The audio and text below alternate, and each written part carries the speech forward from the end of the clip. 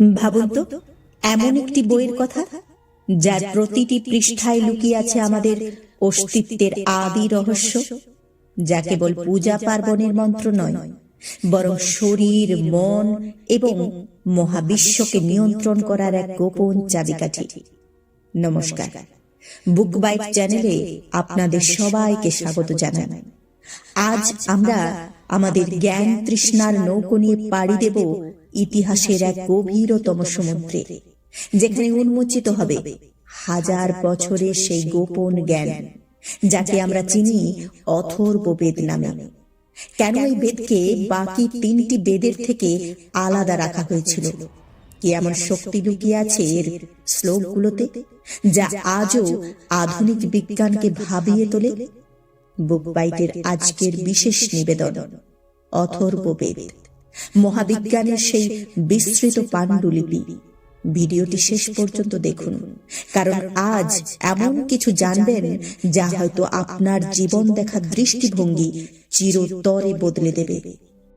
নমস্কার, আজ আমরা সময়ের চাকা উল্টো দিকে ঘুরিয়ে এমন এক যুগে পৌঁছাবো যেখানে শব্দ ছিল শক্তি আর জ্ঞান ছিল জীবন। আমরা কথা বলছি অথর্ববেদ নিয়ে। আপনি যদি মনে করেন বেদ মানে শুধু ঈশ্বরকে ডাকার মন্ত্র, তবে আজকের এই ভিডিওটি আপনার সেই ধারণা চিরতরে বদলে দেবে। বেদের আলোচনা শুরু হলেই আমরা ঋগ্বেদ, সামবেদ এবং যজুর্বেদের কথা শুনি, কিন্তু চতুর্থ এই বেদ অর্থাৎ অথর্ববেদকে অনেক সময় আড়ালে রাখা হয়েছে। কেন? কারণ এর ভেতরে থাকা জ্ঞান ছিল অত্যন্ত শক্তিশালী এবং প্র্যাকটিক্যাল। এই বেদ পরকালের চিন্তা করার আগে আপনাকে এই পৃথিবীতে রাজত্ব করার উপায় শেখায়। ঋষি অথর্বণ এবং ঋষি অঙ্গিরা যখন ধ্যানের গভীরে মহাবিশ্বের এই স্পন্দনগুলো অনুভব করেছিলেন, তারা দেখেছিলেন যে প্রতিটি মানুষের ভেতর এক একটি জগৎ বাস করে। অথর্ববেদকে বলা হয় ব্রহ্মবেদ। কেন জানেন? কারণ যজ্ঞের সময় যখন বাকি তিন বেদের ঋষিরা মন্ত্রপাঠ করতেন, তখন ব্রহ্ম নামক এক প্রধান পুরোহিত কেবল নীরব হয়ে সব পর্যবেক্ষণ করতেন। তার হাতে থাকত এই অথর্ববেদের জ্ঞান, যা দিয়ে তিনি যে কোনো ভুল সংশোধন করতে পারতেন। এটি ছিল অনেকটা আধুনিক যুগের সুপারভাইজার বা মাস্টার কোডের মতো। আজকের এই ভিডিওতে আমরা এই মাস্টার কোডের পরতগুলো একে একে খুলব। চলুন এবার একটু বিজ্ঞানের গভীরে ঢোকা যাক।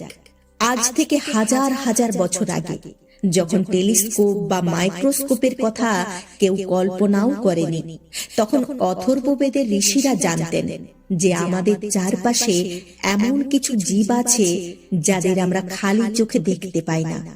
তারা এদের নাম দিয়েছিলেন কৃমি। এই বেদে স্পষ্টভাবে বলা হয়েছে যে কিছু কৃমি পাহাড়ের গুহায় থাকে, কিছু জলে, আবার কিছু আমাদের শরীরে ঢুকে রোগ সৃষ্টি করে। এটি কি আধুনিক জার্ম থিওরি নয়? চিকিৎসা বিজ্ঞানে অথর্ববেদের অবদান আপনাকে স্তম্ভিত করবে। একে বলা হয় আয়ুর্বেদের জননী। এখানে কেবল জড়িবুটির কথা বলা হয়নি, বরং শরীরের প্রতিটি হাড়, সন্ধি এবং রক্ত সঞ্চালনের নিখুঁত বর্ণনা দেওয়া হয়েছে। একটি সূক্তে রক্তক্ষরণ বন্ধ করার জন্য নির্দিষ্ট ব্যান্ডেজ এবং চাপের কথা বলা হয়েছে, যা আজকের প্রাথমিক চিকিৎসার আদি রূপ। কিন্তু সবচেয়ে রোমাঞ্চকর হল মণি ধারণ বা থেরাপিউটিক ক্রিস্টাল এবং পাথর ব্যবহারের নির্দেশ।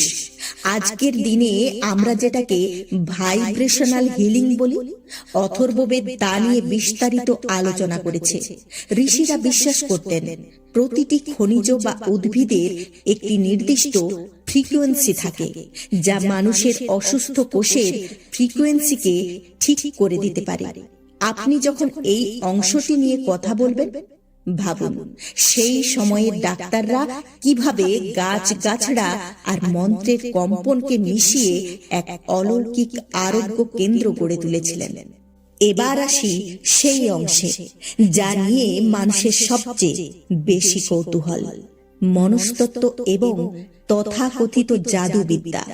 অথর্ববেদে এমন সব মন্ত্র আছে যা মানুষের অবচেতন মনকে প্রোগ্রাম করতে পারে।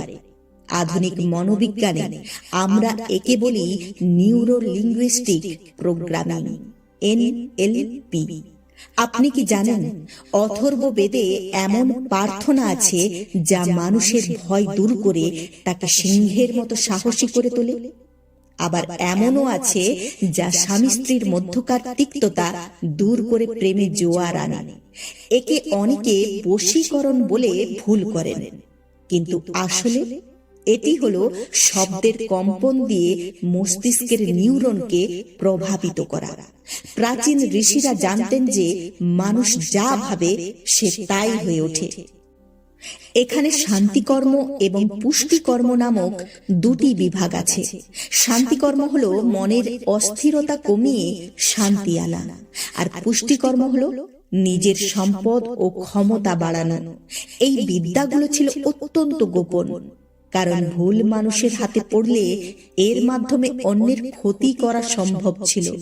এই কারণে কি অথর্ববেদকে দীর্ঘদিন সাধারণের নাগালের বাইরে রাখা হয়েছিল? হয়তো হ্যাঁ, কারণ শক্তি ব্যবহারের চেয়ে শক্তি নিয়ন্ত্রণ করা বেশি কঠিন। ভিডিওর এই পর্যায়ে আমি আপনাদের অথর্ববেদের সবচেয়ে সুন্দর অংশটি শোনাব, পৃথিবী সূক্ত। এটি পৃথিবীর প্রথম কবিতা, প্রথম জাতীয় সঙ্গীত এবং প্রথম পরিবেশ রক্ষার ইশতেহার। এখানে ঋষি বলেছেন, হে ধরিত্রী, তোমার নদীগুলো যেন আমাদের জীবন দেয়, তোমার অরণ্য যেন আমাদের রক্ষা করে, আমরা যেন তোমার বুকে এমন ভাবে চলি যাতে তোমার কোনো ক্ষতি না হয়। এই সূক্তে 63টি মন্ত্র আছে যা আমাদের শেখায় যে প্রকৃতি থেকে আমরা যা নিচ্ছি তার বদলে প্রকৃতিকে আমাদের কিছু ফিরিয়ে দেওয়া উচিত। আজকের গ্লোবাল ওয়ার্মিং বা জলবায়ু পরিবর্তনের যে সংকট, তার সমাধান কয়েক হাজার বছর আগেই এই বেদে লিখে রাখা হয়েছিল। অথর্ববেদ আমাদের শেখায় যে আমরা প্রকৃতির মালিক নই, আমরা প্রকৃতির অংশ। রাষ্ট্রনীতি নিয়েও এখানে গভীর আলোচনা করা আছে। রাজার সভা এবং সমিতি কিভাবে চলবে, কিভাবে ট্যাক্স বা কর সংগ্রহ করতে হবে যাতে প্রজাদের কষ্ট না হয়, এই সব কিছুর উল্লেখ এতে আছে। অর্থাৎ অথর্ববেদ আমাদের ব্যক্তিগত স্বাস্থ্য থেকে শুরু করে বিশ্ব রাজনীতি পর্যন্ত সবকিছুর সমাধান করে দেয়। এতক্ষণের এই দীর্ঘ আলোচনায় আমরা যা দেখলাম তা কেবল হিমশৈলের অগ্রভাগ মাত্র।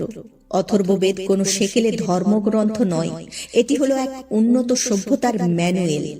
এটি আমাদের শেখায় কিভাবে রোগমুক্ত থাকতে হয়, কিভাবে মনের ভয় জয় করতে হয় এবং কিভাবে প্রকৃতির সাথে ভারসাম্য বজায় রেখে সমৃদ্ধি অর্জন করা যায়। আমরা যদি আজ আবার এই প্রাচীন জ্ঞানের দিকে ফিরে তাকাই, তবে হয়তো আধুনিক জীবনের অনেক জটিল সমস্যার সমাধান পেয়ে যাব। আপনার কি মনে হয়, প্রাচীন এই মন্ত্রগুলোর শক্তি কি আজও কাজ করে, নাকি এর পেছনে লুকিয়ে আছে আরো বড় কোনো বৈজ্ঞানিক রহস্য যা আমরা এখনো বুঝতে পারিনি? আপনার মতামত নিচে কমেন্ট বক্সে জানান। ভিডিওটি ভালো লাগলে শেয়ার করুন তাদের সাথে যারা ভারতের এই প্রাচীন গৌরব নিয়ে জানতে আগ্রহী। দেখা হবে পরবর্তী ভিডিওতে নতুন কোনো রহস্য নিয়ে। ততক্ষণ ভালো থাকুন, সুস্থ থাকুন।